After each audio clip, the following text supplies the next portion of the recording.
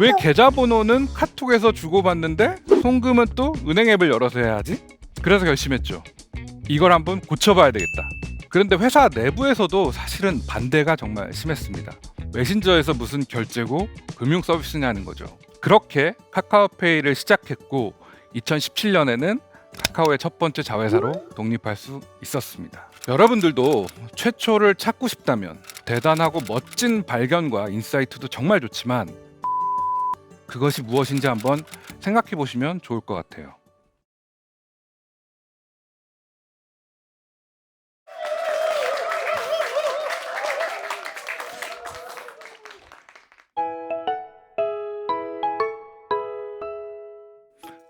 이거 나 아는데 하시는 분 계신가요?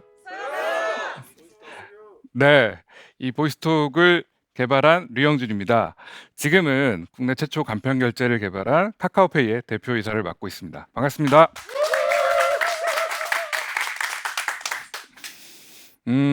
이러한 처음의 시도들과 성공들은 제가 남달라서 뭐 대단해서 그럴 수 있었던 건 아니고요.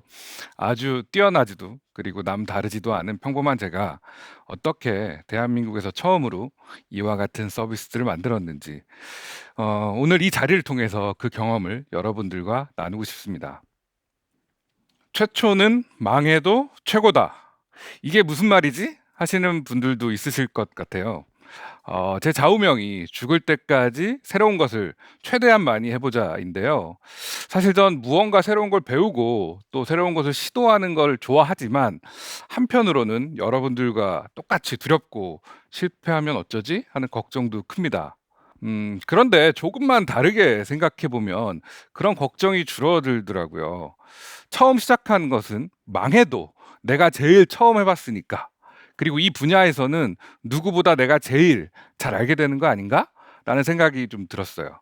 그러면 실패하더라도 나에겐 해당 분야에 대한 경험과 지식이 남는 거고 누군가는 그 분야에 다시 도전할 때 최소한 내가 그 사람에게 조언이라도 해줄 수 있겠지라고 생각하니 처음이라는 단어가 부담되기보다는 오히려 기회로 느껴지고 걱정보다는 과감하게 시도할 수 있게 되었습니다. 조금 더 구체적으로 제 이야기를 해볼게요. 저는 개발자로 커리어를 시작했습니다. 그때가 2000년 즈음인데요. 지금처럼 무선 인터넷이 대중화되지는 않았던 시절이에요. 인터넷을 하려면 집안이나 사무실 같이 정해진 장소에서 선을 연결해야만 인터넷을 쓸 수 있었던 시절입니다. 그리고 모두가 아시는 뭐 n땡땡 다음과 같은 PC 기반의 검색 서비스들이 사람들에게 사랑을 받기 시작할 무렵이었습니다. 모두가 PC를 기반으로 한 다양한 서비스와 사업들을 펼치고 있을 때였어요. 그러다 보니 해당 분야에서 최초라고 할 만한 것들은 이미 많은 분들이 시도하고 계셨고 잘 보이지도 않더라고요. 이렇게 생각해 봤어요. 꼭 남들을 따라갈 만할까? 따라가기보다는 다가올 미래를 먼저 준비해 보자. 그럼 내가 시도하는 것들이 최초가 되는 거 아니야? 그래서 고민을 하다가 모바일 쪽으로 준비하기 시작했습니다. 열심히 공부하고 때를 기다렸습니다.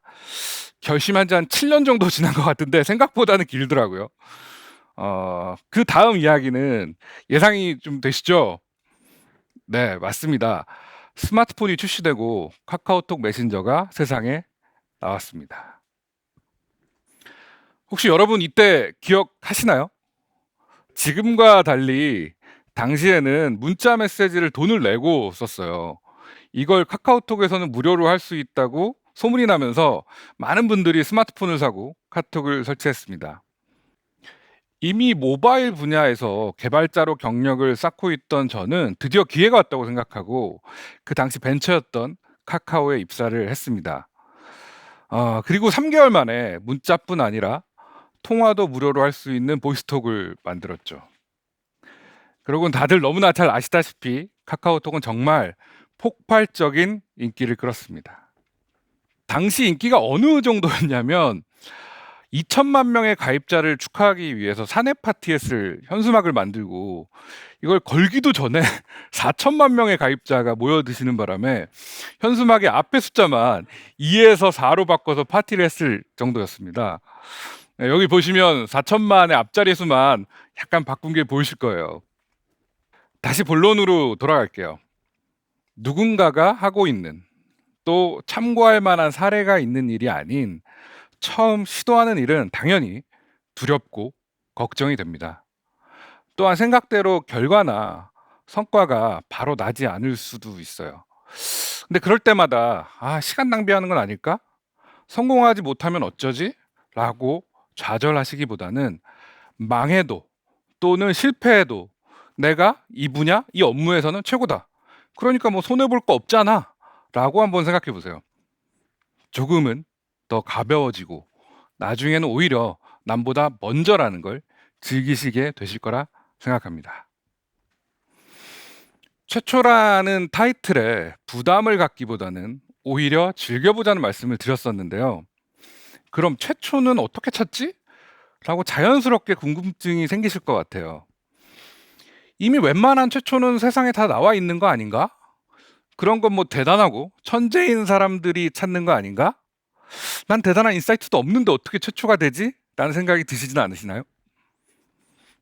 저는 최초의 시작을 밖이나 남들보다는 저 스스로에게 물어봤습니다.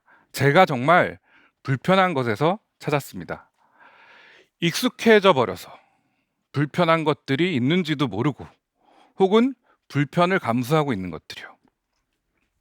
지금은 상상도 못할 일이지만 7년 전에는 모바일에서 결제하려면 18단계를 거치며 주소부터 주민번호 등등 수많은 것들을 일일이 입력해야 됐습니다. 500원짜리 하나 결제하려고 해도 말이죠. 저희가 100명이 결제 화면에 들어온 뒤 마지막까지 몇 명이 성공하나를 봤더니요. 50명밖에 안 되더라고요. 중간에 나머지 50명은 욕하시거나 아니면 스마트폰을 던지시는 분들도 계셨을 거라고 생각합니다. 50명이 너무 충격적이신가요? 50명밖에 포기 안 해? 라는 분도 계실 거고요. 아니 그걸 50명이나 결제한다고? 라고 생각하는 분도 계실 것 같습니다. 저는 당시에 이 결제 과정이 정말 불편하다고 생각했어요. 도대체 왜 내가 이 불편함을 참아야지? 저도 결제하다가 욕도 나오고요. 그래서 결심했죠. 이걸 한번 고쳐봐야 되겠다. 그래서 나온 게 단 몇 초 만에 결제가 가능한 대한민국 최초의 결제 서비스입니다. 이렇게 한번 바꾸고 나니까 결제 이외에도 금융에서 다른 불편함들이 더 많이, 더 자주 보이기 시작하더라고요. 왜 계좌번호는 카톡에서 주고받는데 송금은 또 은행 앱을 열어서 해야 하지? 투자는 꼭 큰돈으로 해야 되나? 그리고 대출은 왜 이 은행, 저 은행 직접 다니면서 알아봐야 하지? 내가 가는 시간은 항상 창구 줄이 너무 길어서 왜 그럴까? 잘못한 것도 없는데 대출 창구 앞에 서면 왜 이렇게 작아지는 내가 있는지. 네. 그리고 보험은 또 왜 이렇게 어렵고 도대체 뭘 봐야 하는 건지 모르겠어요. 뭐 이런 불편함들이요. 그런데 아무도 이런 불편함을 안 바꾸는 거예요. 그래서 그럼 내가 바꿔보자 하고 도전했고 정말 수많은 시행착오 끝에 여러분이 아시는 카카오페이의 다양한 혁신적인 금융 서비스들이 하나씩 하나씩 세상에 나왔습니다. 여러분들도 최초를 찾고 싶다면 대단하고 멋진 발견과 인사이트도 정말 좋지만 찾기 어렵다고 느껴질 때면 저처럼 내가 불편한 것, 그것이 무엇인지 한번 생각해 보시면 좋을 것 같아요. 그리고 내가 느끼는 불편함을 분명히 남들도 느끼고 있다면 성공의 가능성이 높은 시도라고 확실하게 말씀드릴 수 있을 것 같습니다. 너무 당연한 이야기일 수 있는데요. 혼자서 불편함을 찾을 수는 있습니다. 하지만 바꾸는 것은 혼자서는 불가능합니다. 최초의 시도이자 변화를 실행에 옮기기 위해서는 함께 행동할 수 있는 사람들을 반드시 찾아야 합니다. 그래서 저는 주변 사람들에게 계속 제 이야기를 하려고 노력해요. "나는 이런 게 불편하고 이렇게 바꿔보면 좋을 것 같은데 어떻게 생각해?" 이런 식으로요. 그러면 많은 분들이 모두 제 생각을 좋아하고 지지해 주시면 좋겠지만 대부분은 아니십니다. 보통 10분 중 8, 9 분은 반대하셨던 것 같아요. 그런데 그중에서도 제 생각에 공감하고 더 좋은 의견을 주고 지지해 주는 사람들이 있었습니다. 그리고 실제로 그런 분들과 함께 카카오페이를 만들었습니다. 이분 누군지 아시나요? 네. 네, 맞습니다. 카카오톡을 만든 카카오의 김범수 의장님입니다. 보이스톡을 개발 후 또 다른 새로운 시도를 찾다가 앞서 말씀드린 간편 결제 서비스에 대한 생각을 정말 많은 분들께 이야기하고 다녔어요. 함께 도전하고 만들 사람이 필요하다고 생각했거든요. 그런데 회사 내부에서도 사실은 반대가 정말 심했습니다. 메신저에서 무슨 결제고 금융 서비스냐는 거죠. 당시 저희 팀장님, 임원분들, 그리고 대표님까지 찾아갔지만 아무래도 처음 시도에 대한 부정적인 의견들이 대부분이셨어요. 그래서 정말 안 되면 회사를 그만둘 각오를 하고 용기를 내서 김범수 의장님을 찾아갔습니다. 그리고 정말 열심히 이야기를 드렸어요.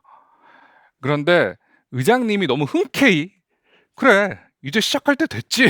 하고 저의 생각을 공감해 주시고 지지해 주시는 거예요. 그렇게 카카오페이를 시작했고 2017년에는 카카오의 첫 번째 자회사로 독립할 수 있었습니다. 다시 말씀드리면 여러분의 생각을 마음속에만 담아두지는 마세요. 많은 사람을 만나서 이야기해 보세요. 그럼 그 생각에 공감하고 지지하는 사람들을 분명히 찾으실 수 있을 겁니다. 핀테크라는 단어 혹시 들어보신 적 있으신가요? 많은 분들이 아실 것 같은데요. 그럼 혹시 테크핀도 아시는 분 계세요? 말장난 같죠.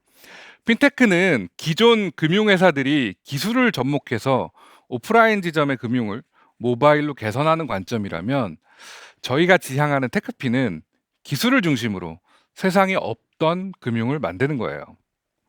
예를 들면 앉은 자리에서 나에게 딱 맞는 대출을 비교하고 받는 것처럼 기존 금융이라면 불가능했던 것이죠.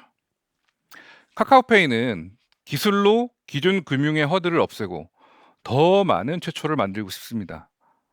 누구나 쉽게 금융할 수 있도록. 그래서 세상이 더 나아지도록 말이죠.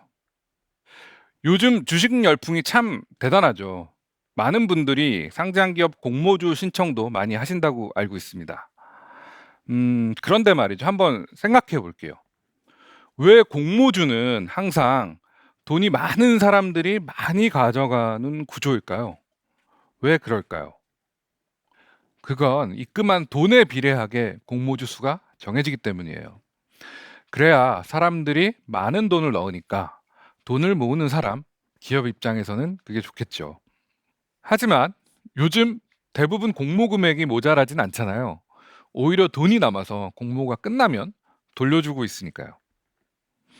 생각을 해보았습니다. 돈이 많은 사람들, 부자들만 이런 기회를 더 잡을 수 있는 게 법으로 정해져 있는 건가? 모두가 이렇게 해야 하나 하고요. 그래서 찾아봤더니 법으로 정해놓은 것은 아니고 예전부터 모두가 그냥 그렇게 해왔기 때문에 당연하게 해왔던 것이더라고요.